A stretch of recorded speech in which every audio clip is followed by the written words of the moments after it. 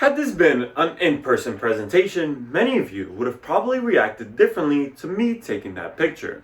Some of you would have posed, others would have hidden behind their hands, showing just how differently photography is perceived by every person. Now, one thought you probably mutually had is that I have a fancy camera, and therefore it probably takes a lot of talent to get the pictures that you see in magazines today. Well, what if I told you that you too can master the art of photography and begin taking the pictures you've always dreamed of by simply understanding a few basic concepts?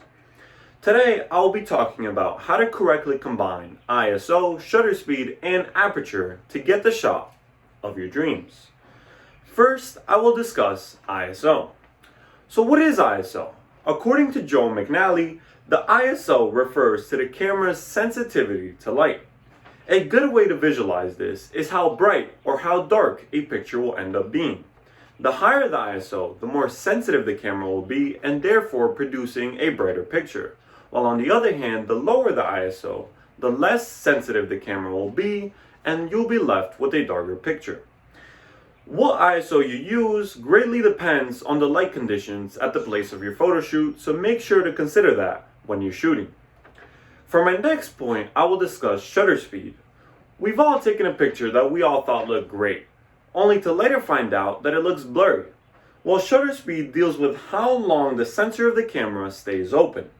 A long shutter speed, such as 1/8 of a second, will produce a blurry picture, while on the other hand, a shorter shutter speed, such as 1/2000th of a second, will produce a crisp, frozen in time photograph. Now I know, these values still seem extremely fast, but that's the thing about photography. Even the smallest change in values can produce a completely different outcome.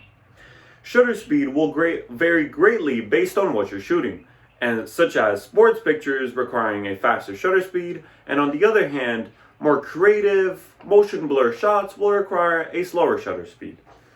Lastly, I will discuss aperture, which is oftentimes the most confusing part of photography for beginners. Ever wonder why some pictures are only focused on the eye of the subject, while others have everything in focus, including the foreground and the background?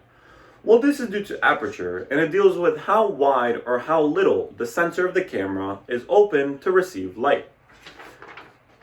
The more light in the sensor, such as a f1.8 aperture, the more depth of depth of field the picture will have, and therefore causing a blurry background.